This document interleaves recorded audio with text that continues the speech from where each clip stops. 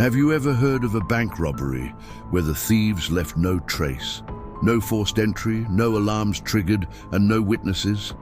Today, we're re-diving into the story of one of the most brilliant and audacious bank heists in history, a crime so perfectly executed that it baffled even the FBI.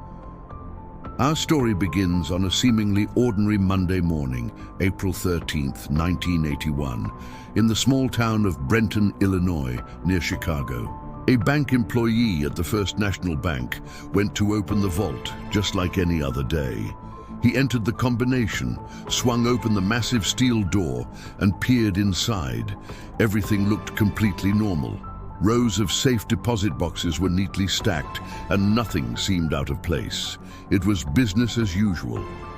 A little later, a customer came in to access her safe deposit box. The employee escorted her into the vault, but when they inserted the two keys, one held by the bank, one by the customer, something strange happened.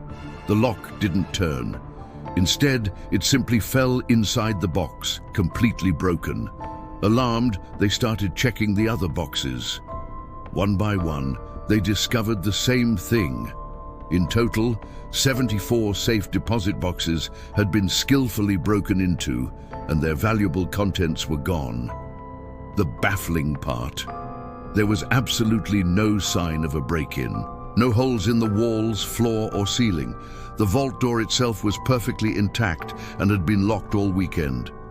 Usually a heist leaves a scene of chaos, drilled locks, busted doors, debris everywhere. But this was different. The thieves had been so meticulous, so clean, that it looked as if nothing had ever happened. How did they get in?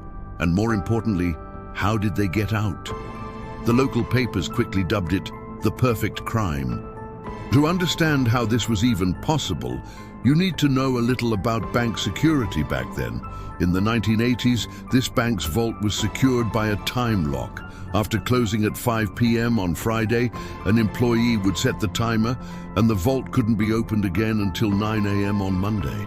Not even the bank manager, with the correct combination, could get in during that 64-hour window over the weekend.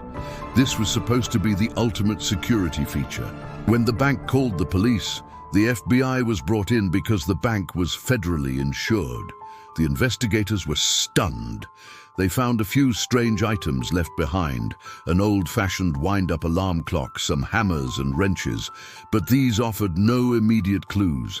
The total value of the stolen goods, cash, gold, jewelry, and important documents, was estimated to be over $1 million.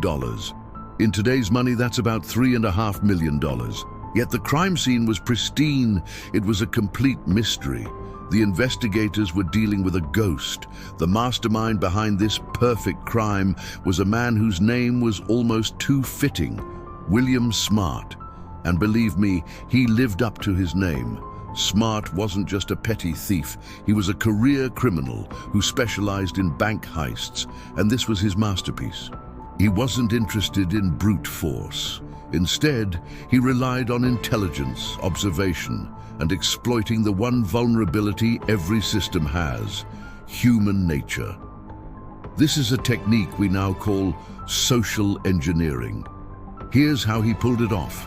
Months before the heist, Smart and an accomplice rented a safe deposit box at the bank under a fake name. They became familiar faces, visiting frequently and chatting with the bank staff. They were friendly, polite, and completely unassuming. They slowly gained the trust of the vault employee, learning her routines and the layout of the vault. During these visits, Smart began smuggling in his tools piece by piece. He hid them inside his rented safe deposit box. But he also discovered a major security flaw. The vault had a false ceiling. It was the perfect hiding spot. He stashed tools, lights, food, and water up there, preparing for a long stay. Smart also noticed the vault had a very basic sound detection alarm system. So on one of his visits, while his accomplice distracted the employee, he discreetly climbed up and carefully disabled it. He knew exactly which wires to snip to make the system useless without raising any flags. His plan was coming together. Finally, the day of the heist arrived. It was a Friday afternoon just before closing time. Smart made his final visit to his safe deposit box. But this time, he didn't leave. He slipped into the restroom, waited for the last employee to lock up for the weekend, and then made his way back to the vault area. Using the tools he'd stashed, he climbed into the false ceiling and waited. The time lock engaged, and he was sealed inside the bank's fortress for the entire weekend. Now the real work began. In the silent, empty vault, Smart got to work. He had 64 hours. His goal wasn't just to break into the boxes, but to do it without leaving a trace. He used a clever method involving oversized bolts to apply precise pressure to the locks, popping them open without damaging the box doors. This allowed him to carefully place the broken locks back in a way that made them look intact from the outside. He went from box to box, methodically emptying them of their treasures. In a strange twist, he even played a sort of Robin Hood. He took valuables from the boxes of what he considered wealthy clients and placed some of them into the boxes of less affluent customers. After his work was done, he tidied up, leaving only a few tools and that mysterious alarm clock behind. He then hid back in the ceiling and waited. On Monday morning, as the bank employees began their day, construction and maintenance work was coincidentally happening in the building.